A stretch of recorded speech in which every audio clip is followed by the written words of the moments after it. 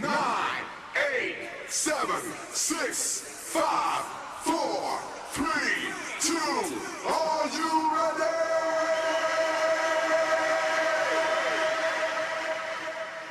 Let's go, family. How y'all doing today? Welcome to day 3 of training on the chart. As you can see from the title, today's session is going to be on imbalance. So I'm actually going over two types of imbalance, which one is fair value gap and the other one is the market movement. So we're going to start with the market movement today. So you could have a better understanding when I start going into fair value gap, right? So we need to understand that the market loves to move in waves, right? So up, down, up, down, up, down, up, down, down, in waves, either making an uptrend or making a downtrend, right? So clearly, we could see right here that our trend is going up, right? Let's move this out of the way so the candles itself don't confuse us. Boom, boom. Is it locked? This is locked. Unlock. Okay. Sorry for the delay. There we go. There we go. Perfect, perfect. Boom. So we could see that the market is going on uptrend, and then we see it going on a downtrend, right? So if you notice, this is what the market does all the time. It moves in waves, making an overall trend. It could either be up or down, right? But the moment that we see the market moves like this, and then like that, and then like that, it don't really like to do that type of movement. Why? Because this is what we call an imbalanced move. Now the market needs to come back down to this area,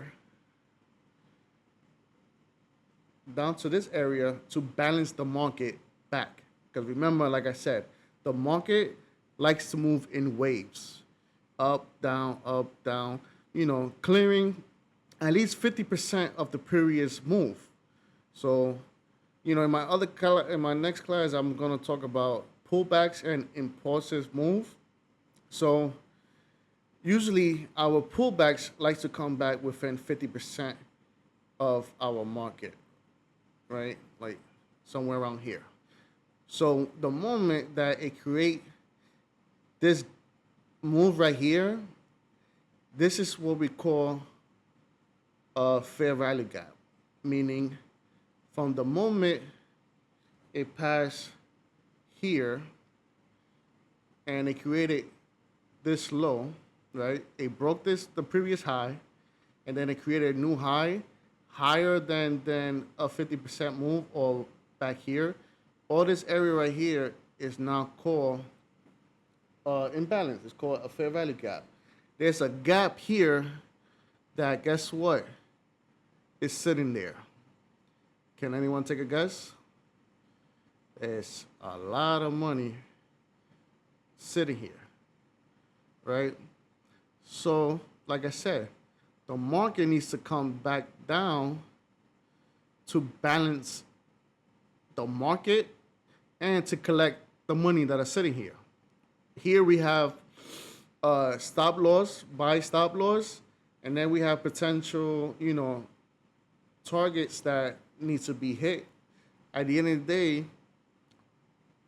those are money that the market needs to come back, collect, before it could continue its move up or giving us a clue that is actually going to just continue down. Well, not continue down, change the direction of his move. Because right now, obviously, we can see it's an uptrend. So when it comes back to collect the money that is sitting here, which is all this money right here, which is the fair value gap, the the distance between this previous high and the new higher low, the gap that is here, the market needs to come back at least 50% or come back to the previous high to balance the market back out. You know, so the market could come down and then continue its way up, or it could make a little pullback and then give a sign that it's going to change direction and continue down. You know, once again, as a market analyst, my job is to analyze the market and find these clues, find areas of fair value gap, of imbalances, to either have an entry. This right here, you know, could be an entry for a buy.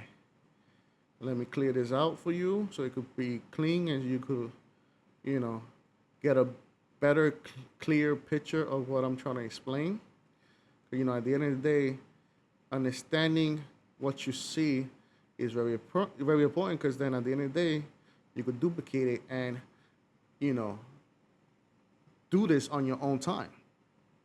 So now here, this could be an area of entrance for a buy. Because remember, when the trend is up, we are looking for buys, not sells, because we want to ride the trend. Remember, the trend is our friend. So I like to use a tool here that is called the Gambit. So I mark it up from the previous high, wick, to the higher low. And if you could see right here, I have it marked up with 25, 50, and 75, right? So what I'm going to be looking for when the market gives us an imbalance, a fair value gap, is the market to come back either 25% to go back up, right? Or it could give us a 50% and go back up, right? Or it could give us, where is it? Drop down and give us 74% and go up, right? Anywhere within these zones, I will be looking for a potential buy opportunity with further confirmation. You know, we're not just gonna jump into it when it hit here. We need to. This is when we go low on a lower time frame. Once again, I will go over that on another class. We go on a lower time frame to find a confirmation that is giving us the okay to take a buy. Like, okay, look, it's setting on the 4 hour, it's coming to our zone. I drop down to like a 15, a 1 hour, 15 minutes, and we see another confirmation, you know, to take it for a buy. So fair value gaps are a very good way to attack the market, to look for, like I said, if we're going on an uptrend, you know, it's good to find ourselves some buys within this zone, which is, like I said, right here is money sitting there. Or when the market is coming down,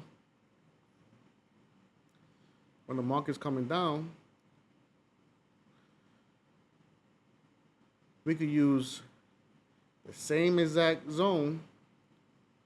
I mean, the zone that is giving us the imbalance, which is, like I said, the point of this lower high with the previous lower low.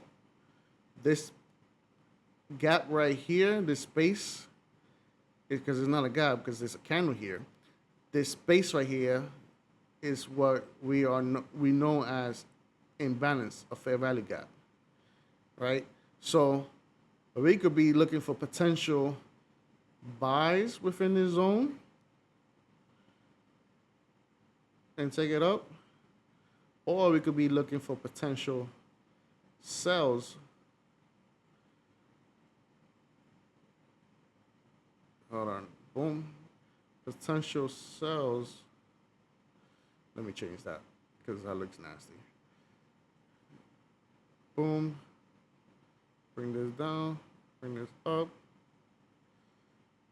for potential sells here, right? So imbalances, aka fair value gap, is a good way to look for trade ideas. Now, the actual market movement is, like I said, the market likes to move in waves. They don't like to leave a gap. So let's look at the actual candle so you could get a better picture. So you see how the market is just going, making higher lows, higher high, higher lows, higher high, higher lows, higher high, right?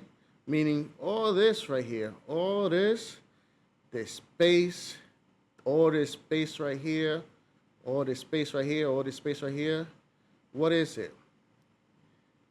Yep, you're right. It's money. We have money sitting there. We have money sitting there. We have money sitting here. You know, the market is just on an uptrend. Just took off. Like, yo, where you going? Like, come back. Like, you're leaving out these money, you know? So the market eventually, we don't know when, because remember, at the end of the day, we could just analyze the market with the information that's given us at the moment or past tense, right? So we could analyze the market for it to come back into these zones down here, right? This area, and this area, right? We got three potential areas that the market come back to collect the money. So when this area up here, you see how the up is forming an uptrend, and if you remember on our first class, I'm gonna enhance this section right here. If you remember our first class, the head and shoulder is formed on the top of an uptrend, giving us the sign that the market is going to start shifting down, right? So as you can see here, we have a small head and shoulder here, which qualify our, it hit our, so this is the little advanced head and shoulder, because remember I said the book is equal. But when you start noticing head and shoulder and start getting familiarized with them, you're gonna start noticing that head and shoulder does certain angles of head and shoulders, which still meet the qualification if you learn it correctly. But here is a perfect idea of the head and shoulder class that I did on our first session and today's session, which is the imbalance, right?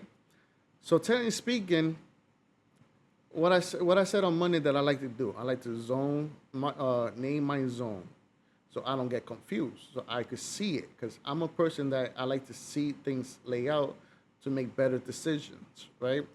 So this right here would have been my right shoulder for a head and shoulder. Remember, head and shoulder is to sell, so boom, it will automatically put right shoulder, because we understand when it hits our zone, we're looking for sells. Right? But what else do we see here? We see a candle, a large candle dropping. This is imbalance. Why? Because remember how I said that the candles doesn't fully fill the large candle. So this part right here would have been one area, and this would have been the other area right here. So let me move this so you can see it. So right in here, let me take this out too so you can see it clearly. So right in here would have been our fair value gap. Right in here. Right? Now, remember how I said I used the Gardner. So I would have marked it up from wick to wick, slide it down so we could see it. Boom. And remember how I said it will come back to one of these three levels, right? So technically speaking, you could have a first entry at the 25. And if you notice what we have right here, we have one right there. Then we could have another opportunity at the 50, and then another one on the 75, which is the 75 lines up beautiful with our right shoulder. So the market gave us right now 25% of this large candle, you know. So what can the market do now? So as a market analyst, and by learning knowing and understanding the head and shoulder mixed with the large candle imbalance, even though I didn't go over the large candle imbalance today, this is the perfect scenario of imbalance within the trend. So the trend is obviously changing to go down. And how we know it's changing to go down?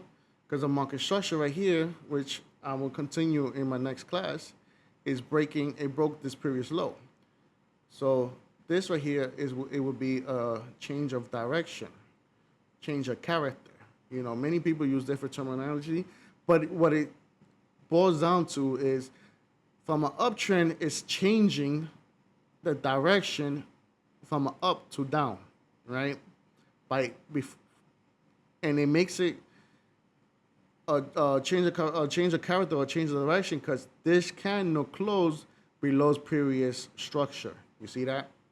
Like I said, I will go more in depth of market structure and BOS and change of character and even large candle on my next classes.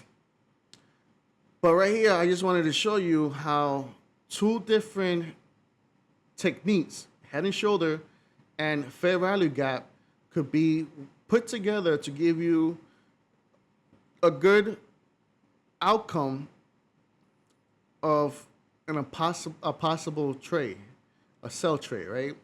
So boom, we would have had an entry, let's say the 50, and we will come 3, 2, 1, right?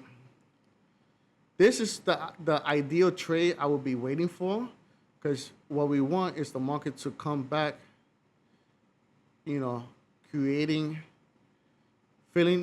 this gap, or wicking into this gap at least, which it creates an inverted hand and shoulder to come back up to the actual right shoulder to drop down.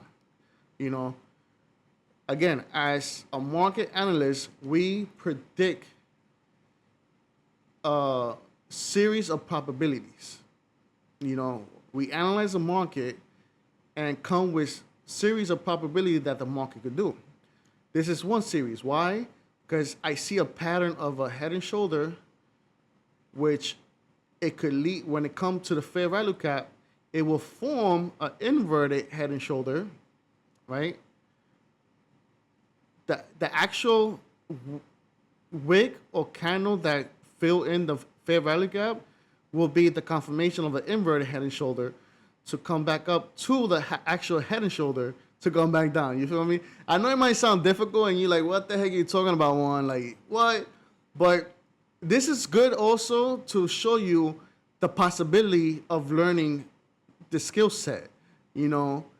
When you start learning this skill set and a strategy and you master it, you could start seeing outcomes that the market could potentially make, the other outcome it could do, it could just come up, retest this area right here that broke, and then just keep coming down, keep going down.